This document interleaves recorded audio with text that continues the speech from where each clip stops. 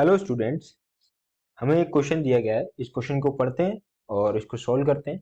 तो क्वेश्चन क्या बोलता है, a tanker ship is filled with 2.25 into 10 to the power 5 meter cube of gasoline at a refinery in southern Texas when the temperature is 17.2 degrees Celsius. When the ship arrived in New York City, the temperature is 1.3 degrees Celsius. If the coefficient of volume expansion for gasoline is 9.50 into 10 to the power minus 4 per degrees Celsius, how much ga- how much has the volume of the gasoline decreased when it is unloaded in New York? Okay, तो question क्या बोल रहा है? Question बोल रहा है कि जब एक टैंकर शिप है जिसका डेंसिटी दिया हुआ है 2.25 into 10 to the power 5 metre cube, right.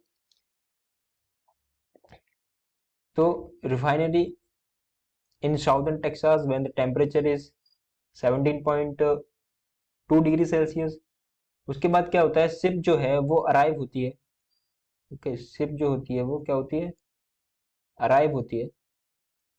तो कोई लोड है, ship arrive at New York, right. उसके बाद यहाँ पर न्यूयॉर्क पर आने के बाद इसको अनलोडेड किया जाता है। ठीक है, अनलोडेड किया जाता है तो इसका मतलब इसका वॉल्यूम इंक्रीज होगा, राइट। तो पहले क्या दिया हुआ है, हमें फाइंड आउट क्या करना है, हमें फाइंड आउट करना है द डिक्रीज इन वॉल्यूम। ठीक है, तो चेंज इन वॉल्यूम क्या होता है, change in volume divided by initial volume is equals to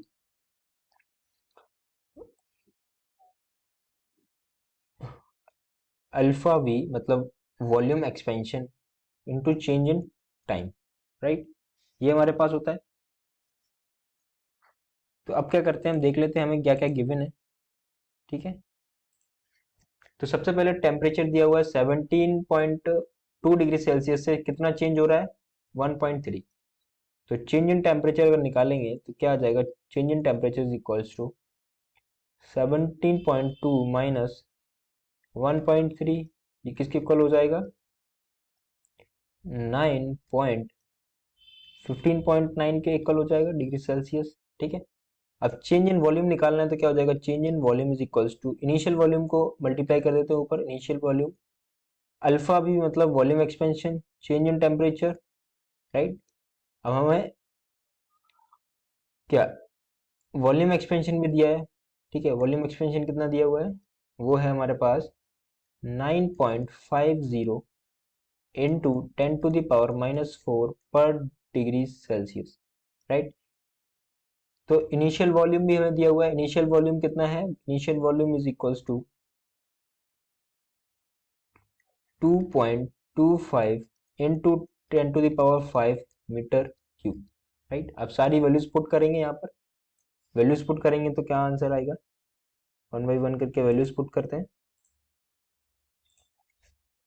तो चेंज इन वॉल्यूम क्या हो जाएगा, change in volume is equals to initial volume है 2.25 into 10 to the power 5 into alpha भी मतलब वॉल्यूम एक्सपेंशन वो है हमारे पास 9.50 into 10 to the power minus 4, और चेंज इन टेम्परेचर है 15.9।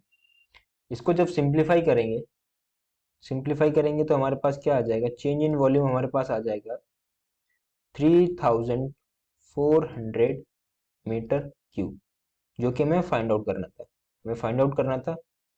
ठीक है, लेकिन ये जो वॉल्यूम है वो क्या आएगा, नेगेटिव में आएगा।